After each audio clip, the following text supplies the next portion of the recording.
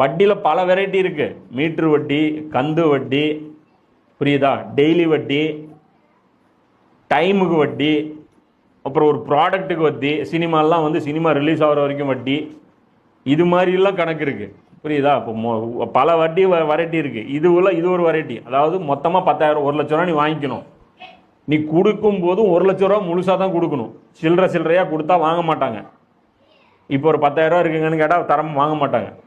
அந்த 1,00,000 ரூபா கொடுத்து அதுக்கு 1,00,000 ரூபா நீ கொடுக்குற வரைக்கும் மாதம் 1000 ரூபா நீ கொடுத்துட்டே இருக்கணும். மாதம் ஒரு 10,000 ரூபான்னு வச்சுக்கோ, மாதம் 10,000 ரூபா நீ கொடுத்துட்டே இருக்கணும்.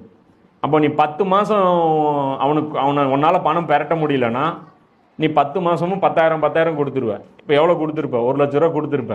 அந்த 1,00,000 ரூபா அப்படியே இருக்கும். அப்படி எனக்கு தெரிஞ்சு ஒரு சிலர் அப்படி கட்டினாங்க. வெறும் 10,000 ரூபா வாங்கினாங்க.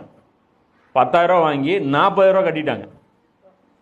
10,000 ரூபா வாங்கி 40,000 ரூபா கட்டிட்டாங்க. 40,000 ரூபா கட்டி அசல் முடியல. அசல் அந்த 40,000 ரூபா, அசல் அந்த 10,000 ரூபா அப்படியே இருந்துச்சு.